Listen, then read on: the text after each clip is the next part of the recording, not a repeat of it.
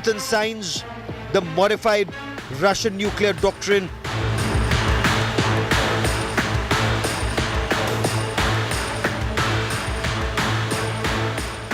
Ukraine and NATO put on notice by Russia.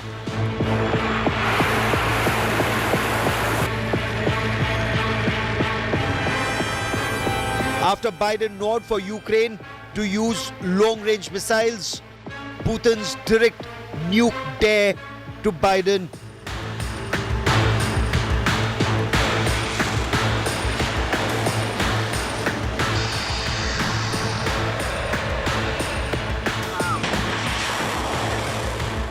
Is the world staring at a nuclear escalation? That's our top focus on India First.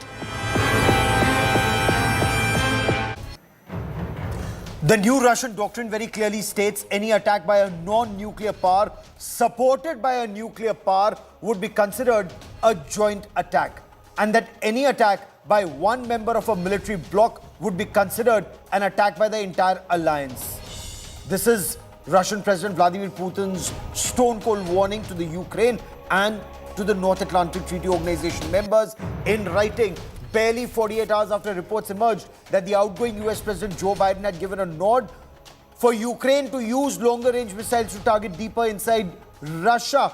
Incidentally, reports just emerging from Moscow indicate that Ukraine has fired the US-made ATACMS missiles or the longer-range missiles. And the big question we're asking here on India Today, has President Biden crossed President Putin's red lines? I get you details. I'm Gaurav Sawant as always. Let's get started with the headlines.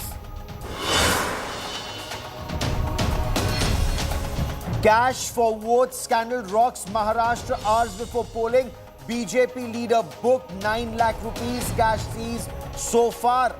Vinod Tavade claims conspiracy. Rahul Gandhi hurls the safe jibe at Prime Minister Narendra Modi.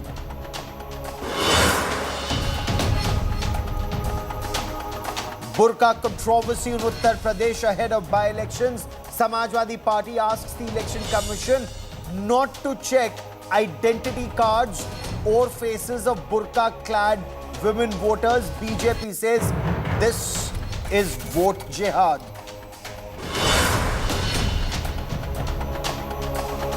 Air emergency in the national capital. Air quality levels hit 500 across the national capital. Aam Aadmi Party seeks centre's intervention for cloud seeding.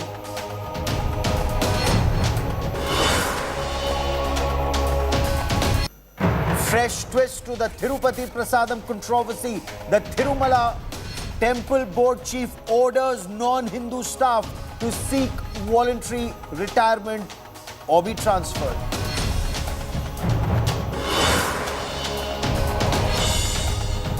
Another thaw in India-China ties. External Affairs Minister Dr. S. Jaishankar holds a bilateral with China counterpart. Talks on resuming direct flights, restarting the Kailash Mansarovar Yatra.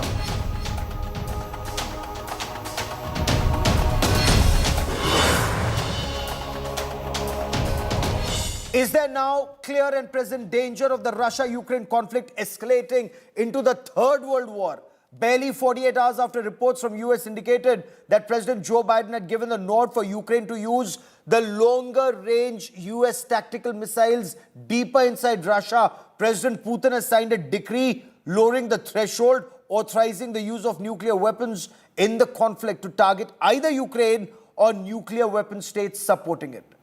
Many are asking, is this an empty threat? Can the world afford to treat this as an empty threat, or is the world on the threshold of a significant escalation of the Russia-Ukraine conflict amidst reports that are just emerging from Russia that the US-made tactical missiles have been used by Ukraine?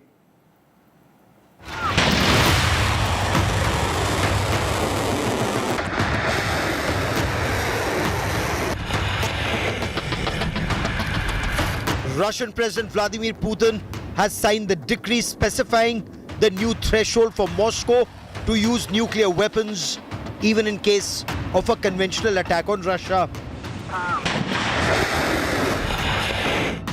This after reports of US President Joe Biden finally giving a nod to Ukrainian President Volodymyr Zelensky to use longer-range missiles to target deeper inside Russia. The Ukrainian forces now have the US nod to use US Army tactical missiles to target close to 300 kilometers inside Russia. Ukraine so far had the NATO Storm Shadow and Scalp missiles with a range of approximately 150 to 180 kilometers. We plan real measures in order to stabilize the front lines. Necessary operations by armed forces in the temporarily occupied territories as well as in Russia aimed at military infrastructure. We plan measures for substantial increase of Army's technological capabilities. Under the new decree, Russian forces have been authorized to use nuclear weapons even if there's a significant damage caused by conventional missiles, drones, or even enemy aircraft inside Russia, aided by a nuclear-armed nation. The updated nuclear doctrine establishes the new framework where the Russian President Putin could authorize a nuclear strike. Russia urged the West to study the new decree carefully. And Russia has always been a very responsible country in order to exclude such a threat of using of nuclear arms and to contribute in global peace and stability. So nuclear deterrence is aimed at ensuring the understanding by a potential enemy of Russia of inevitability of nuclear answer should they try to make an aggression against Russia. Russia had modified its nuclear doctrine even in 2020, whereby the president was authorized to order the use of nuclear weapons in case of a nuclear attack by an enemy or a conventional attack that threatened Russia's existence. Ukraine has been alarmed by reports that Russia was putting together a combat force of close to 50,000 personnel, including more than 10,000 from North Korea, to mount an operation to retake the Kursk region from Ukrainian forces.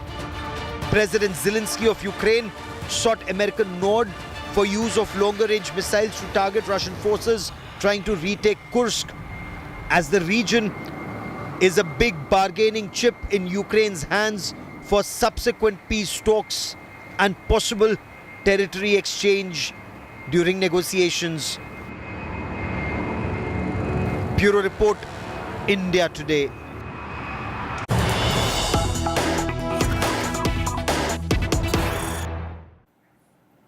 And news coming in, there are reports of massive escalation in the Russia-Ukraine conflict. Ukraine has targeted a major Russian ammunition depot in the Bryansk region. Ukraine, according to reports that are just emerging, has fired 6 US-made ATACMS, or these long-range tactical missiles, inside Russia. Russia, according to reports that are just emerging, Russia is saying 5 US-made missiles have been intercepted and destroyed mid-air.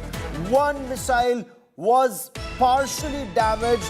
There are reports that seem to indicate that there has also been some damage on ground. The US-made missiles were fired barely 48 hours after US President Joe Biden gave a nod for the use of these longer-range missiles. President Putin had warned of consequences, but there are apprehensions now that there could be a massive response, especially after President Putin had said there will be consequences. Let me now throw this open for wider discussions. Now, what is the message from Moscow tonight to Kiev and to Washington, D.C. and other NATO capitals? Is President Putin putting NATO on notice, or can the modified nuclear doctrine be dismissed as an empty threat?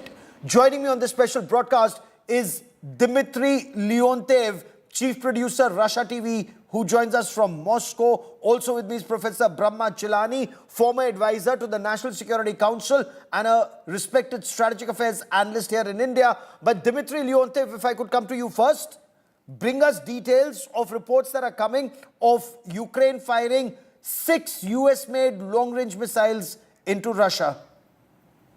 It's a pleasure to be here. Well, I don't have any specific details. As we understand, this is happening right now. But as far as I know, you've stated it correctly that there have been 6 missiles. 5 of them have been intercepted midair. 1 was damaged and landed in the ground. We've seen some fire. We're not sure if the fire has anything to do with the missiles. But what I know from the Ministry of Defense, they said there has been no casualties. And so thankfully, this attack has not resulted in anything significant, which of course doesn't mean that there won't be other ones, and we seem to believe that there will be. And this is partially why we made sure, our government made sure for the United States in particular, to understand that our military doctrine is changed. Our military doctrine right now is going to be alongside and similar to the military doctrine that the United States adopted, which is a first strike military doctrine, which is meaning that you don't need to attack Russia with nuclear weapons in order for Russia to use nuclear weapons. This is the doctrine which the United States had for decades. Russia did not have it. Soviet Union did not have it. It seems like President Putin was forced to adopt this doctrine due to the fact that there might be escalations to a level we would have to respond. Now, Dmitry, would Russia see these 6 missiles being fired as an escalation, especially after this decree had been issued by President Putin? Or will this be seen as perhaps one more attack by Ukraine, because several drone strikes have taken place even earlier, or at least attempts have been made earlier? Well, it is an escalation, and the escalation is not in the fact of the damages and the fact that Ukraine has been attacking Russia. Of course, there's war going on Russian territory as we speak. I mean, that's not a secret to anyone. The reason why this is an escalation is because our military generals and our intelligence officials have stated clearly that the Ukraine does not have the capability to fire these weapons by itself, meaning that we have not only intelligence, but actual NATO and probably American, maybe British, maybe French personnel who are operating these rockets, who are firing them, because the Ukrainians don't have the know-how or the capabilities of doing it themselves, which means we are fighting in a direct war with NATO, and a direct war between 2 nuclear blocks, in this case, could result in Third World War. And this is why it's an escalation, not because of the damages, but the fact of who is doing the firing. Okay. Professor Chilani, is that also your appreciation? Because Russia very clearly says Ukraine does not have either the technical expertise, the know-how, or the codes to fire an ATACMS or these long-range tactical missiles. It would require US personnel or NATO personnel to do so. The fact that within 48 hours of US President's nod, these missiles have been fired. 1, is this an escalation? 2, are we at the threshold of what many argue could well be the Third World War? It's an escalation, but I'm not sure whether we are on the brink of a Third World War. The reason why it's an escalation is because these types of missiles, whether they're supplied by the US, Britain, or France to Ukraine, these missiles depend on US navigational data and satellite reconnaissance capability for targeting, in effect, giving NATO control over targeting. So this is the reason why Putin thinks that firing such missiles deep into Russia means that NATO is directly involved in the war. So it's a serious escalation in that sense, and that also explains the strong reaction from Moscow. The reason why the West has been emboldened to do this is that they have kept pushing the envelope. Yes. They have crossed each and every red line that Putin drew. They thought he was bluffing. They still think that he's bluffing. But can the West now dismiss the revised Russian nuclear doctrine as more bluff? the reality is this, that Putin is bluffing until he's no longer bluffing. Yes. That is the danger. The danger is that first, at the fag end of Biden's presidency, with Trump waiting in the wings to take over, Biden has taken an important decision that complicates the situation, potentially undermining Trump's declared intent to end the war. So I'll come to that scorched earth policy in just a moment, as several people, even in the United States, now argue in just a moment. But for the moment, I want to stay on this major development that's just taken place, and you're getting this breaking news story first on India Today. Ukraine has fired 6 long-range US-made tactical missiles deep inside Russia. Dimitri, can you give us details of what was at the Bryansk region ammunition center, if that was the target? Any details of the damage on ground? What was Russia's reaction tactically to this move? Well, we have to understand that these conversations have been going on for a few months now, maybe about half a year. And then Zelensky went to the United States and asking for long-range missiles. And we understood that it will be approved at one point. So the majority of Russian logistics and military logistics have been moved out of the range of ATACMS missiles. So I'm not, of course, it's a military secret, and I'm not, nobody tells me of like what was exactly in that depot. But as far as I understand, and this has been a conversation in the Russian media and the Russian think tanks, of we have to move our logistics away. We have to prepare ourselves before this decision was made. So this has been no surprise for us. So the military significance of this is very little. What is the significant is the diplomatic significance. And as I stated before, and as your other guest very clearly stated, the reason why this is escalation is not because Ukraine will get an advance. It will help them win the war. That is impossible. Everybody understands this is impossible. There is a consensus around the world that this war is going to end only one way. But yes, there is a danger of escalation because of direct involvement of NATO countries.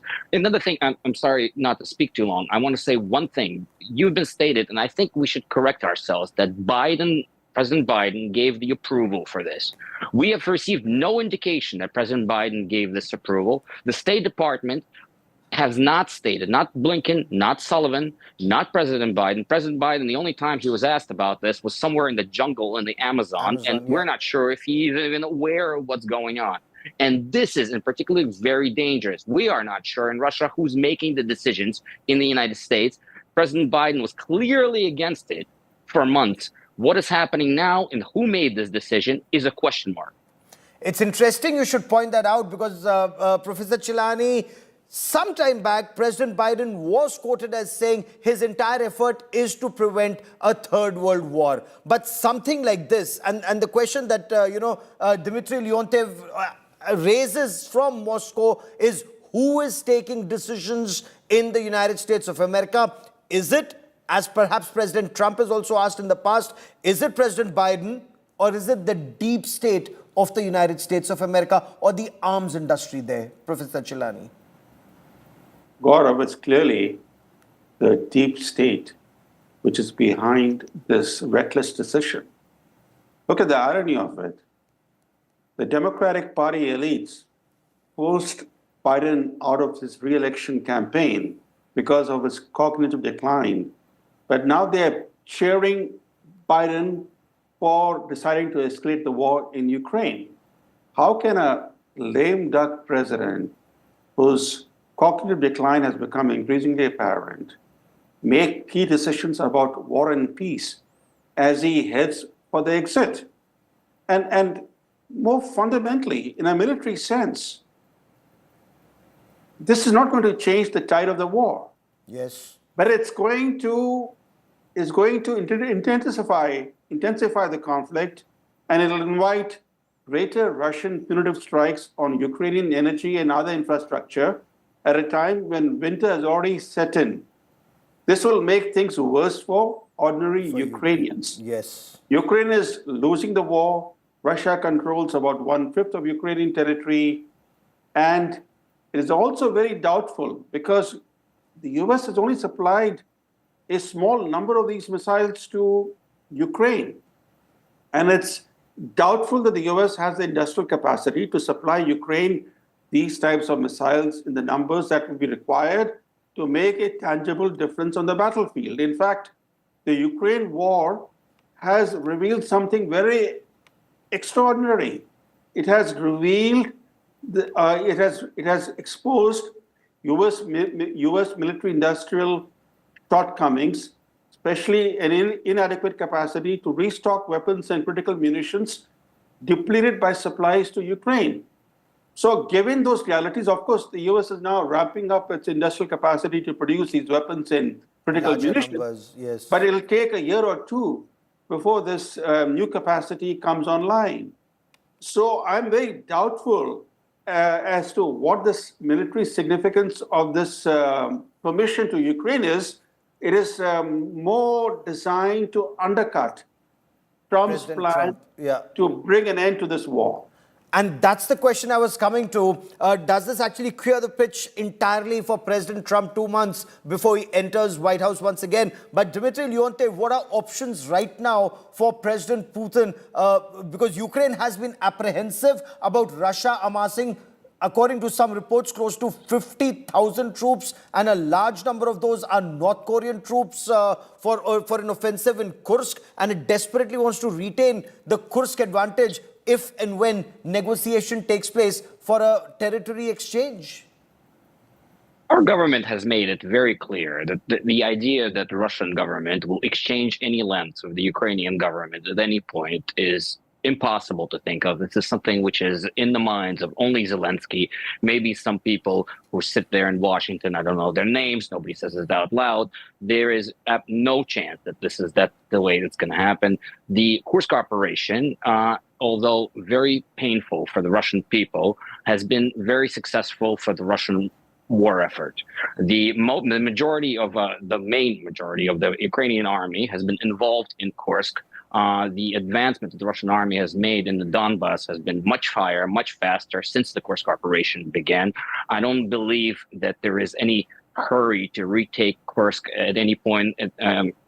Of course, if the cost of life would be too far. Okay. So this is a situation which is ongoing. And the last thing about North Koreans. No Russians have seen any North Koreans on our territory. The fact is that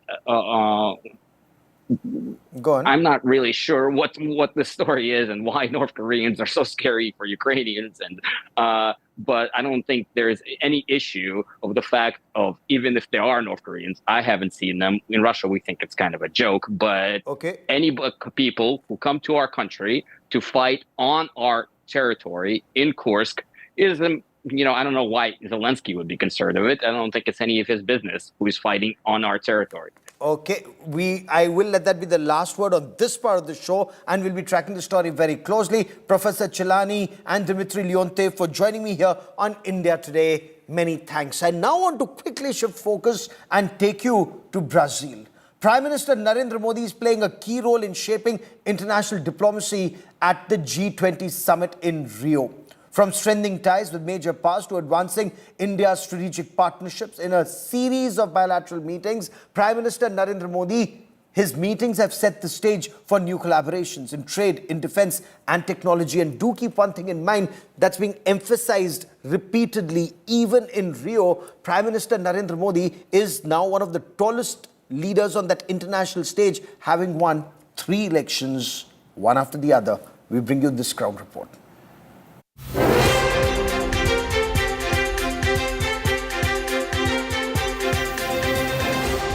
World leaders gathered in Rio de Janeiro for the G20 summit. And India is playing an influential force in shaping global trade, investment and supply chains. Prime Minister Narendra Modi held a series of high-level bilateral meetings on the sidelines of the summit. In an interaction with the US President Joe Biden, Prime Minister Modi discussed key areas of cooperation between the two countries. On the sidelines of the G20, External Affairs Minister S. Jaishankar met Chinese Minister Wang Yi and discussed India-China relations. contribution to both platforms was notable in shaping the eventual outcomes.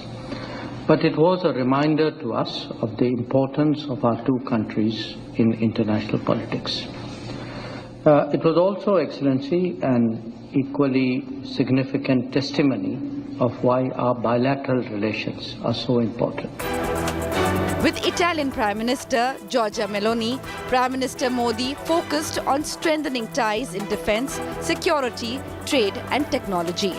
Their collaboration is set to be formalized through the India-Italy Joint Strategic Action.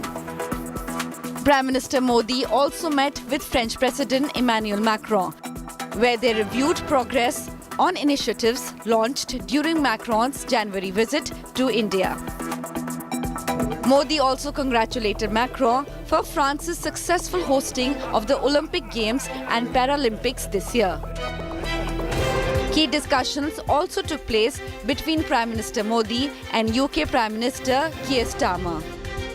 The two leaders highlighted the significance of the comprehensive strategic partnership between the two nations. Prime Minister had brief interactions with leaders such as Indonesian President Prabowo Subianto, South Korean President Yoon Suk Yeol, and Spanish Prime Minister Pedro Sanchez. At the G20 summit, Prime Minister Modi's diplomatic engagements set the stage for stronger international partnership across multiple sectors, with discussions that are likely to have a lasting impact on the global stage. Bureau Report, India Today. We will continue to track developments on the story very closely. That is all I have for you on India First this evening. Many thanks for watching. Preeti Chaudhary comes up next with Elections Unlocked. The latest from Maharashtra. Stay with us.